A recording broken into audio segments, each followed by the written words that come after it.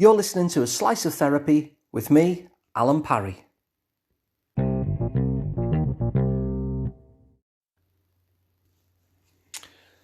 So occasionally on some of the episodes of this podcast, I'll talk about how to set up new behaviours, how to create habits. There's a whole science on this, and it's been, you can get books on it from the likes of B.J. Fogg. There's a good one called Atomic Habits by James Clear, and there's a whole body of knowledge on how to set up habits. And yet, habits are still kind of hard. You can follow all of the advice, and some habits you'll find will stick.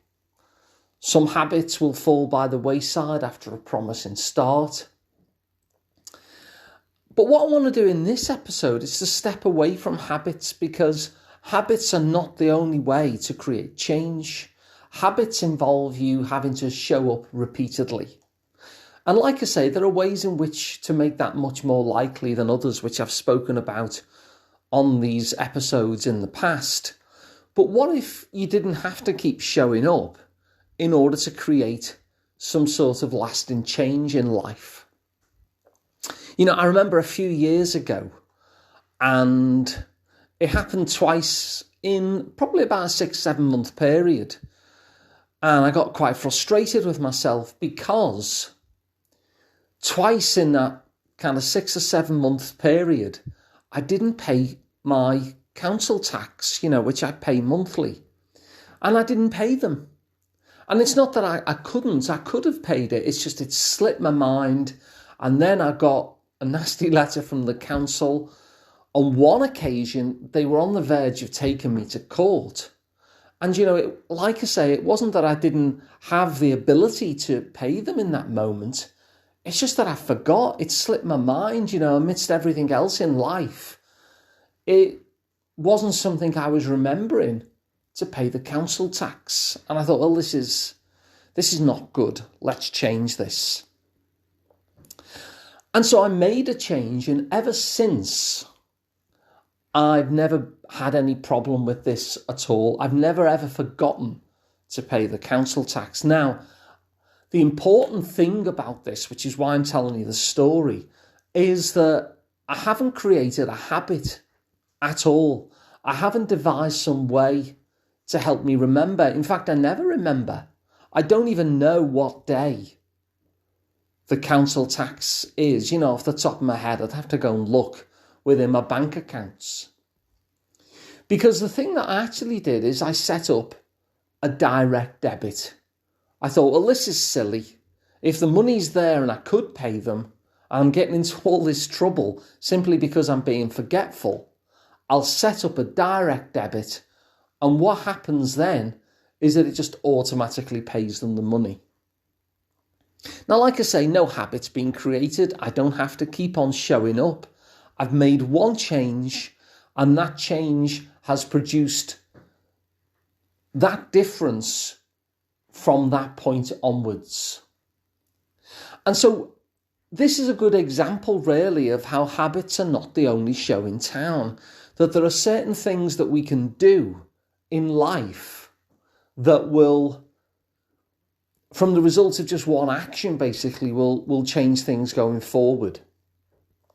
You might remember a few episodes back, I had an interview with the best-selling author John Lamerton, who's a business writer, and he was talking about marginal gains and how we can make changes. And he was talking about his business. So one of the examples he gave, for instance, is, let's say somebody visits his website. Now, what he wants them to do, obviously, is to buy the thing that he sells. And so what he was saying is, if he could just have a little marginal increase where visitors to the website converted just a little bit better than they already do, then that would be a big result for him and his business. Now, the way that somebody like that would do it isn't to keep on showing up day in, day out. They would make one tweak. I don't know, they'd make the buy button bigger, or they'd write some better writing on the website that was maybe a little bit more persuasive, or whatever it happened to be. They'd make this one change, and that one change would continue to deliver the good results that they were looking for further on. And so that's what I'm exploring really in this episode, I suppose, this idea that you don't have to just keep on showing up all the time in order to keep on making change, that sometimes you can make a change that will keep on delivering results for you. So I don't know, let's say for instance, let's pluck some examples out of the air. Let's say for instance that you noticed that you didn't have enough fun and joy in life. Well, there are a number of ways of approaching that. You might develop a habit which ensures that you do. I don't know, at 7 o'clock every night you sit down and you'll watch this particular comedy programme, or whatever it happens to be. But that sounds quite a serious and task-driven way, quite a joyless way maybe, of bringing joy into life. Or, I don't know, you might just decide that you're going to get a dog. And now you've got this funny little creature in your house giving you all of this joy everlasting after that. And so you can see there that you don't have to keep on showing up. It's just that your reality has now changed. You've made one decision, one choice that has resulted in your reality changing in some way. You just get the dog and now you've got more joy in your life. You don't have to keep on, well, obviously you need to take care of the dog, etc. But you've just got a new reality from having this different little life force in your world. Or it might be, it might be that every time you walk up to your front door, you think, oh, I really hate that front door. And so you decide that you're going to either spruce up your front door or get yourself a brand new one. And now every time that you walk up to your front door, where you go to enter your home, you see your home and it just kind of fills you up inside in some way. Now, once again, that's one change, isn't it? That keeps on delivering results every single time after that you spot the front door. As you walk towards the entrance to your home, you actually feel good about it rather than, look at that front door.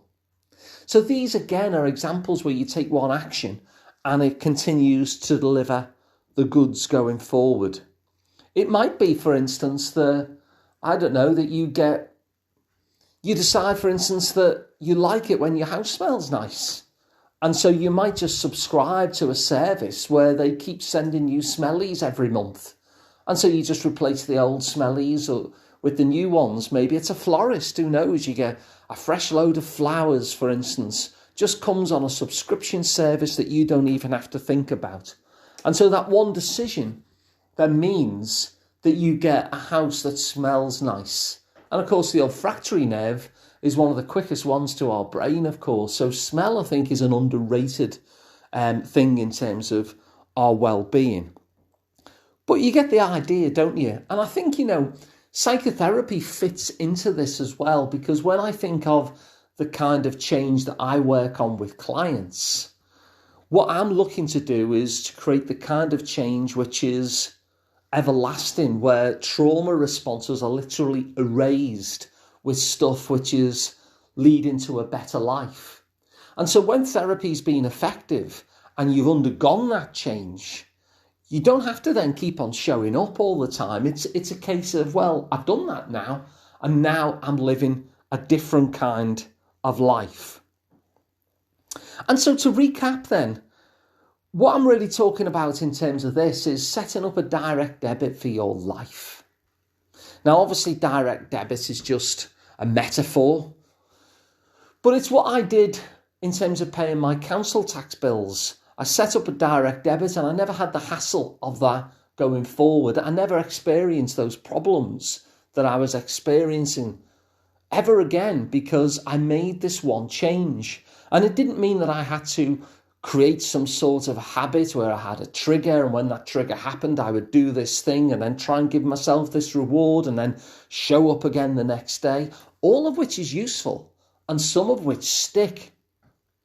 But imagine if you could set up a direct debit for your life where you can make one change that keeps on delivering a payload.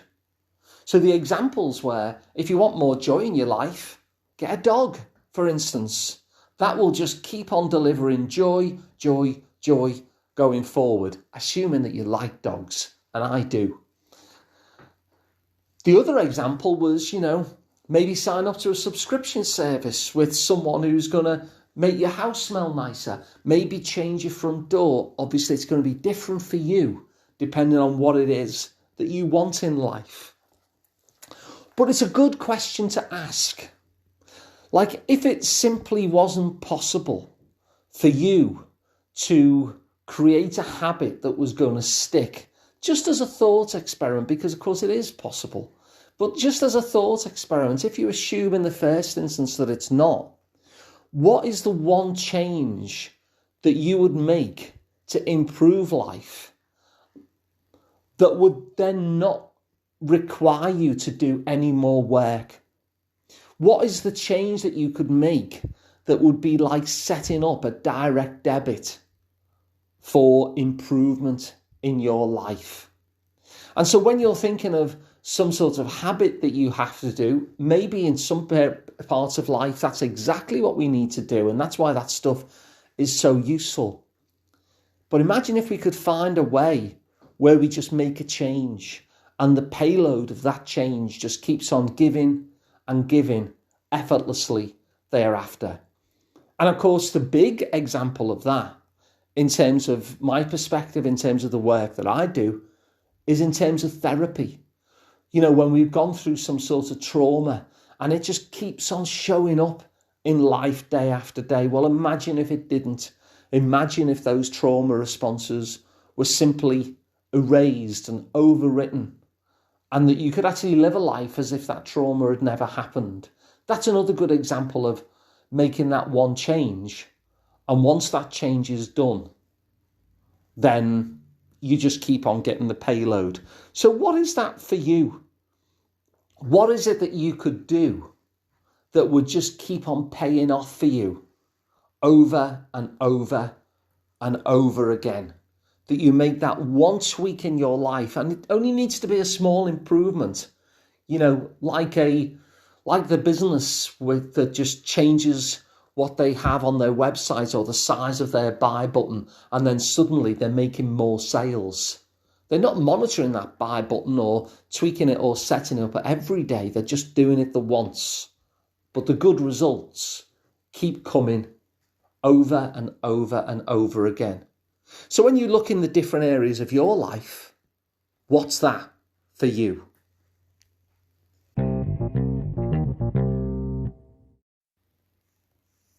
If you found this episode useful, please do share it so other people can get the benefits as well. If you'd like to work with me directly, I'm Alun Parry, and you can find more about me at liverpoolpsychotherapy.co.uk. And of course, you don't have to be local to me because I work online, so you can be based absolutely anywhere. And of course, please subscribe to the podcast as well, because it's absolutely free and it means that you'll never miss an episode again. So thanks for listening, and I'll see you again on the next one.